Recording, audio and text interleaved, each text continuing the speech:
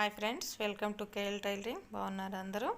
నేను overlock machine తీసానని చెప్పాను కదండి. ఇప్పుడు దీన్ని మనం ఎలా ఓవర్లాక్ చేయాలనేది మనం చూద్దాము.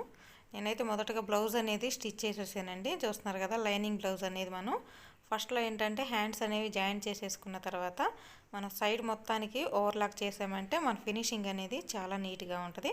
అది ఎలా చేయాలన్నది ఇప్పుడు మీకు చూపిస్తున్నాను నేను. చూడండి, మొదటకైతే కింద పెట్టేసాను నేను. అంటే దీనికి పాదం ఎత్తాలి తీయాలి అని ఏముండదండి. పద్దాక మనం కింద పెట్టేసి మిషన్ అనేది రన్ చేస్తూ ఉంటే దాని అంతటికి అదే నీట్గా మనకి ఇలా ఓవర్లాక్ అనేది ఫినిషింగ్గా పడిపోతూ ఉంటుంది. కాకపోతే ఏంటంటే దీని సైడ్ వచ్చేసి వన్ బ్లేడ్ అనేది ఉంటుందండి మనకి. ఇక్కడ ఈ బ్లేడ్ అనేది అటు సైడ్ ఉన్న క్లాత్ మొత్తాన్ని కూడా కట్ చేస్తూ ఉంటుంది. అందుకని చెప్పేసి మనం వేసిన కుట్టు దగ్గర నుంచి ఖర్చు అనేది చూసుకుంటూ నీట్గా మనం స్టిచ్ చేసుకోవాలి. చూడండి, ఒక హ్యాండ్ అయితే నేను స్టిచ్ చేసేసాను.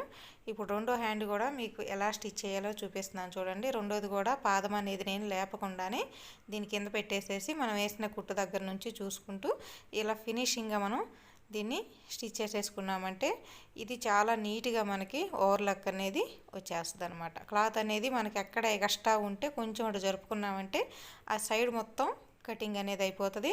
ఇంకా మనకి నీట్గా ఈ ఓవర్లాక్ అనేది వచ్చేస్తుంది. చూడండి, నేను కాళ్ళతో తొక్కుతూనే దీనికి నేను స్టిచ్ అనేది చేసాను. చూస్తున్నారు కదా, ఇటు సైడ్ వచ్చేసి బ్లేడ్ ఉందని చెప్పాను కదా, ఆ వేస్ట్ అనేది మొత్తం ఇలా మనకి కట్ అయిపోద్ది అనమాట. చూస్తున్నారు కదా, పోతే మనకి ఓవర్లాక్ అనేది ఈ విధంగా ఫినిషింగ్గా వస్తుంది అనమాట. చాలా బాగుంటుందండి. పని అనేది చాలా తొందరగా అయిపోతుంది. ఇంకా మనకి నీట్ ఫినిషింగ్ అనేది వస్తుంది అనమాట. చూసారు కదా ఫ్రెండ్స్, వీడియో నచ్చినట్లయితే తప్పకుండా లైక్ చేయండి. Thank you for watching.